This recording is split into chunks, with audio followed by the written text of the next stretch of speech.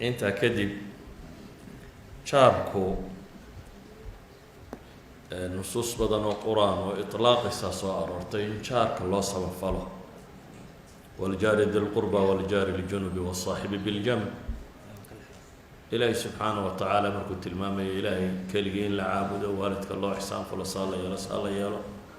dadkii loo samafalayay waxaa lagu daray inuu yahay jaarka kiisa dhow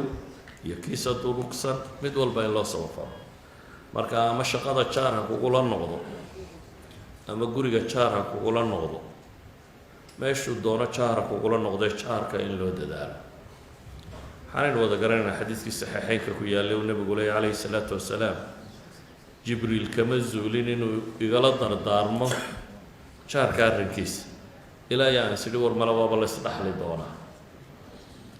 waa jaar oo dhan axaadiis badan badan baana nebiga ka sugnaato dee jaar ka warramaysa. man kaana yuuminu billahi walyowmi alaakhir falyuxsin ilaa jaarihi, saxiixu muslimku ku yaallay.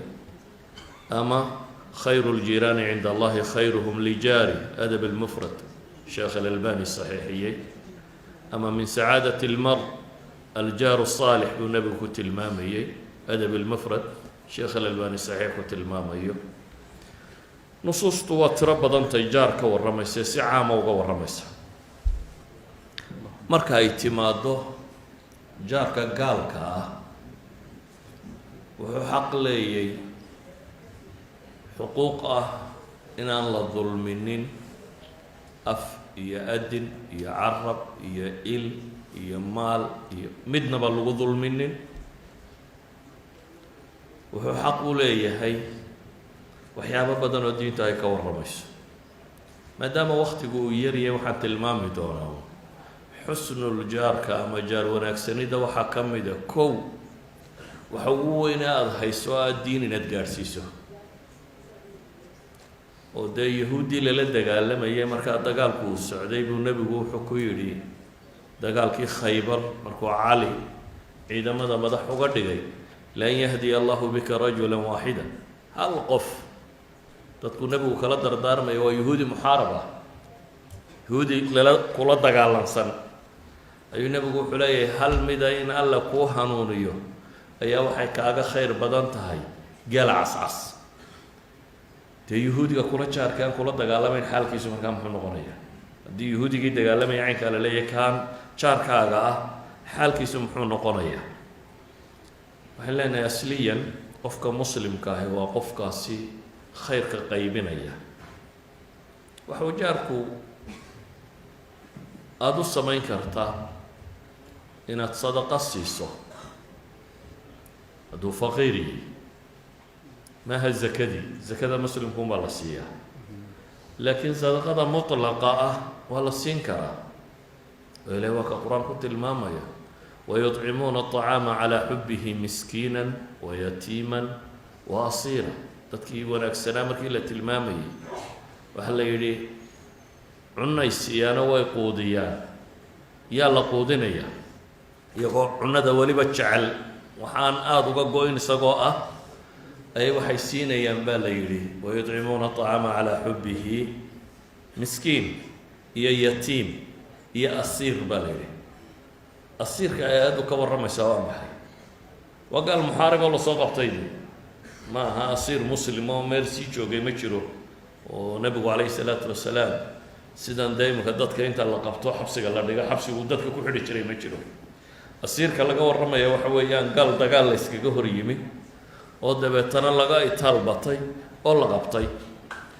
haddii gaal muxaarib oo asiir noqday tacaamkii la siinaya ilaahay qur-aanka ku sheegay, jaarkaaga gaalka ah tacaamkiisi waa ka awleysanya markaad, maadaama uu xaqu jaarnimona leeyahay, sadaqa markaa waa ku baxaysaa baynu leenahay. waana kii qur-aanka ilaahay ku tilmaamayay subxaanahu wa tacaala asmaa bintu abi bakar markii hooyadeed oo mushrikadii bacda sulxi xudaybiya ay u timi, ilaahay uu ka warramayo laa yanhaakum allahu can aladiina lam yuqaatiluukum fi ddiin. ilahay leeyahay alla idinkama reebayo kuwa aan diinta idinkula diririn guryihiinana idinka saarin, an tabaruuhum wa tuqsituu ilayhim in allaha yuxibu lmuqsitiin. inaad u samafashaan oo aada xidhiidhiso. nebiguna markay u sheegtay xidhiidhi buu ku yidhi afaasiluhaa markay weydiisay su-aasha ah nebigu calayhi salaatu wasalaam xidhiidhi buu yidhi idan jaarku diin waa loo sheegayaa sadaqo iyo hadiyad iyo wax wanaagsan waa la siinayaa mucaamalada caamkaa waa lala yeelanayaa waxaynu ognahay nebi maxamed ba inuu geeriyooday calayhi salaatu wasalaam isagoo diriciisii dagaalku uu marhuun yahay cinda yahuudiyi idan hadduu jaar noqdona fa huwa awla mucaamalada ama tijaariga ama wax la isweydaarsanayo waa lala yeelanaya jaarnimadu waxay leedahay baynu leenahay markaa inaad jaarkaaga carabkaaga ku dhibin oo maagin oo wax ka sheegin waxay leedahay inaad isha ku dhibin ishu dee jaarka lama khaawiso khaawisaadda soo mataqaaniin isagoo aan ku arkaynin inaad hablahooda ama guriga dadka jooga ama waxaasi aada meelaha ka egeegto laa yajuusu sharcan waxaa ka mid a inaan la dhegadhegaynin inaad dhigta u dhigin waxaa ka mid ah nebigu calayh isalaatu wasalaam dunuubta waaweyn waa kii ku tilmaamayay an tasniya bixaliilati jaarik jaarkaaga inaad ka sinaysato waxaa ka mid ah inaan gacan lagu dhibin idan dulmi dhammaantii oo dhan inaan jaarka loola imanin baa muhiima waxaa ka mid ah wixii cawradiisa in la asturo waxaan leenahay markaa xuquuqda waxyaabaha spesifiga ah ee shareecadu ay reebtay qofka gaalka in loola yimaado unbaa hadhaya maalan sidii salaantii oo kale inaad kaga horaynin salaanta waa tii assalaamu calaykum ahaa tan faranjiga laakiin umalayn maayo inay dhib leedahay morning iyo kuwaasi dee salaan ileen maaha iska warramadu ma filaya inay mashaakil ku jiro laakiin waa salaantii islaamiga ahayd assalaamu calaykum waraxmat ullahi wabarakaatu jaarku wuxuu xaq leeyahay haddii mayduu ka dhinto inaad tacsiyeyso laakiin tacsiyada lama socoto intii aada qofka muslimka ku odhan jirta ahaa meydkiina allah u naxariista iyo dembigiisa allah dhaafo taasi lama socoto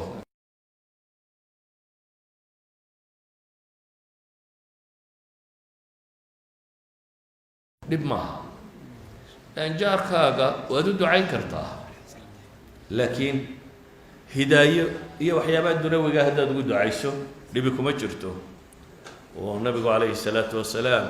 abu hurayre hooyadii dee oo mushrikada waa kii u ducaynaya laa ilaahu hanuuni ama reer dows oo dhanba markay diinta soo geli waayeen qabiiladaasi ee loo yimee la yidhi nimankaas waa niman dhib badane waxaanu rabnaa in aada habaarto nabigu calayhi salaatu wasalaam ma habaarine allahuma hdi dowsan waatinii bihim buu yidhi ilaahow reer dows hanuuni oo ii keen markaa waxaan leenahay dacwo aada faafisana cidda ugu xaq mudan leh ee waa jaarka iyo dadka kan booyasadiina diinta ma u sheegtaan idinku isagoo ku shaqaysataan booyasada waxaa la ydhahaa tan gurigeeda ka shaqaysa maxaa tidhahdaa antig okay antig waa sawaaxili miya waa kelmad cusub aan bartay sawaaxiliga dhowr eray baan aqaanaa imika okay antigaasi miyaa adeegsataa mise wax kale u sheegtaa ya waxay ahayd inaad diin u sheegtaan adeeg qura maaha nebigu calayhi salaatu wasalaam ilmihii yaraaye yahuudiga hayay u shaqaynayay muxuu ka yeelay markii la yidhi wuu xanuunsanaya inuu u tago oo diin uu u sheego oo aabihii yidhaahdo aطic abalqaasim ow dabeetana islaamnimo ku dhinto oo uu nebigu ilaahay ku mahadiyo inuu ilaahay kaa naar ka badbaadiyey idan waxaan kusoo koobayaa maadaama waktiga wadaadku xadiday yar yahay nusuusta caamka ah ee jaar ka warramaysa oo dhan